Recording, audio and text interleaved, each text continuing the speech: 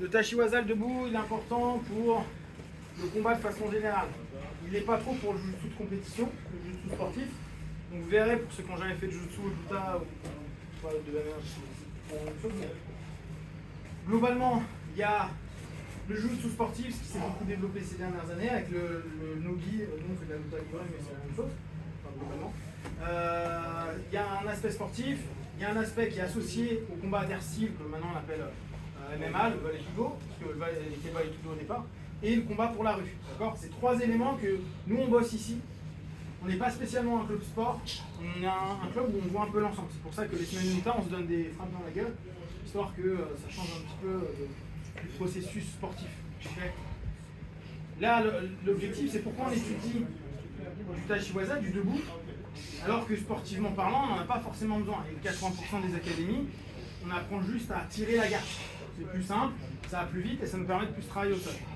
Et moi, je pars du postulat que si on s'assoit en MMA, ou si on s'assoit en rue, ça fait un peu mal.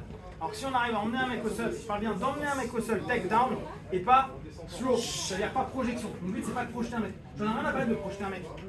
Ça m'intéresse pas. C'est un principe de judo qui est intéressant, parce qu'il se disait, tiens, quand je passe Ippon, à ce moment-là, je l'ai éclaté contre le sol, et si j'étais dans un système de self-défense, je le mets KO. C'est l'idée. Le problème, c'est qu'en bagarre de rue, une grosse projection, c'est pas simple à faire, ça veut pas dire qu'on le met KO. Alors qu'un takedown, nous, ça nous amène à la deuxième phase qui est la nôtre, qui est la gestion du sol. Soit je le contrôle, soit je cherche à le soumettre, soit je lui pète la gueule à coups de poing. On a le choix, mais je contrôle. Et mon idée est contrôler le partenaire. Donc, nous, on cherche jamais un truc ample.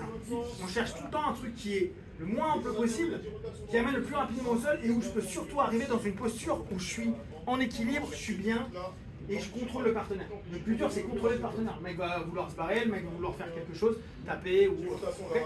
Donc, on est plus dans cette idée-là. Et si on le réassocie au jiu-jitsu sportif, possiblement, si on arrive à amener un gars au sol, ça nous fait 2 points. Et 2 points dans un match, ça paraît rien, mais ça fait un match. D'accord ? Si on arrive à faire 2 points, avoir un match assez offensif, que le mec n'arrive à rien faire, qu'on maintient nos 2 points, déjà lui pendant tout le match c'est lui qui va se crever plus que nous, parce que nous on va maintenir la situation et tenter de passer, mais sans se tuer, lui il sera obligé de se tuer. Et on peut gagner vachement avec ça, et on peut gagner avec 2 points, il peut par exemple me sweeper, je reviens, etc. Et à ce moment-là on a un 2-2, mais si c'est moi qui suis le plus actif, c'est moi qui gagne. Donc on pense vraiment à cette notion-là. Aujourd'hui, on sait que les gars vont très vite pour s'asseoir. C'est un jeu, en fait. Chez les ceintures noires, il y a beaucoup de gars qui travaillent en debout. On perd du temps aussi, hein, parce qu'on a 10 minutes de match. Cette notion, elle est intéressante et à connaître. C'est un peu dommage parfois de se prendre des points pour rien. Et on s'en prend tous.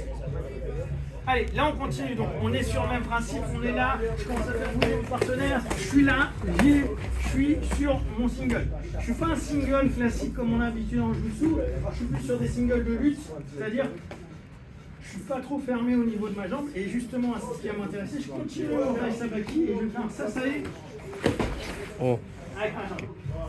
D'accord ? En gros, je fais un barrage. Je fais un barrage sur une rotation.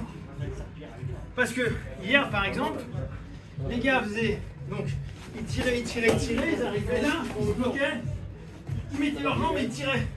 C'est mort. Continue à tourner, et barré. Ok ? Donc on bosse ça, même principe que ce que vous venez de faire, et la jambe. Pour ceux qui n'ont pas de guide, vous êtes arrivé là, bah c'est le même principe, vous tournez, et vous allez chercher à mettre un barrage. Ok ? Allez Jimmy.